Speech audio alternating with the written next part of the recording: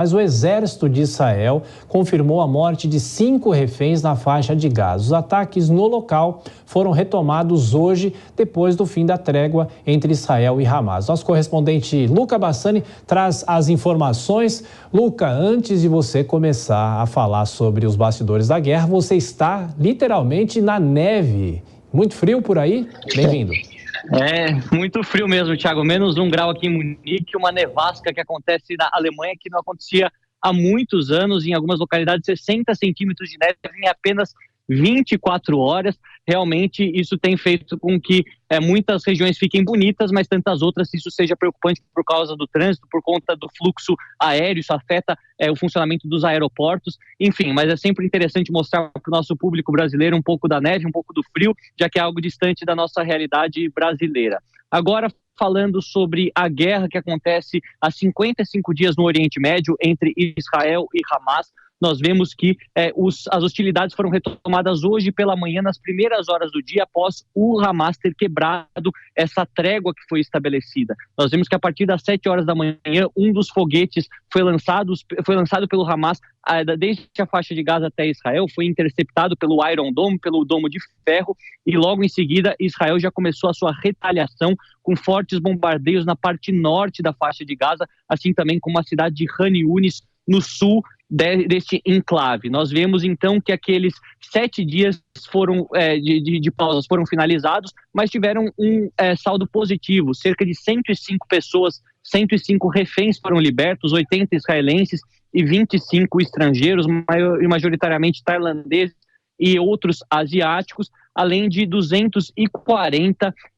prisioneiros palestinos que estavam sob a custódia do exército de Israel. Nesse sentido, nós vemos que todas as forças diplomáticas do Catar, do Egito, dos Estados Unidos, de Israel, acabaram vendo que não havia mais a possibilidade de prolongar esse prazo e as hostilidades logo voltariam, já que o premier Benjamin Netanyahu disse que estaria pronto a retornar com força total para eliminar o Hamas definitivamente. Também pegando naquilo que você disse na introdução, Thiago, 5 reféns que foram levados no dia 7 de outubro foram dados como mortos durante as últimas horas, o que acaba então reduzindo o número de pessoas que seguem sob a custódia do Hamas.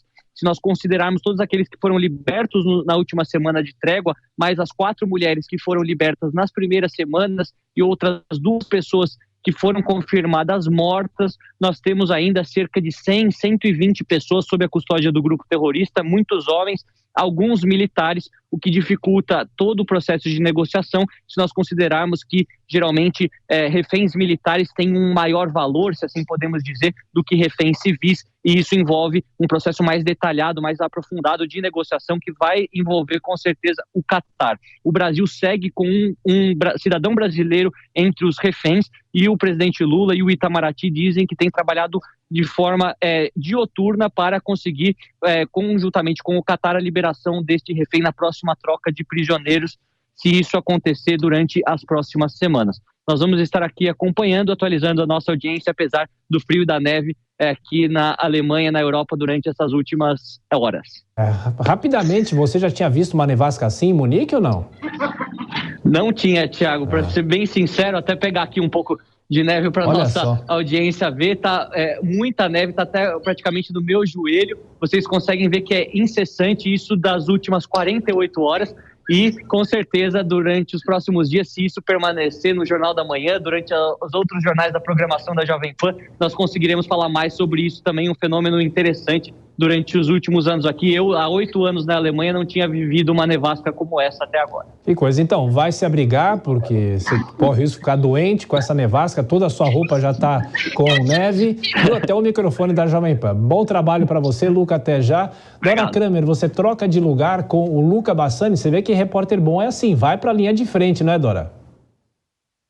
Morta, mas eu adorei a entrada do Luca, grande ideia, porque eu não tinha a menor ideia de que isso estava acontecendo, ficou ótimo, mas eu não trocaria de lugar de jeito nenhum. Prefiro esse calor escaldante aqui do Rio de Janeiro do que enfrentar uma nevasca. Pois é, e o Vilela prefere o calor de Santos, claro, né? Com certeza, sem sombra de dúvida do que essa nevasca que o Luca Bassani está enfrentando.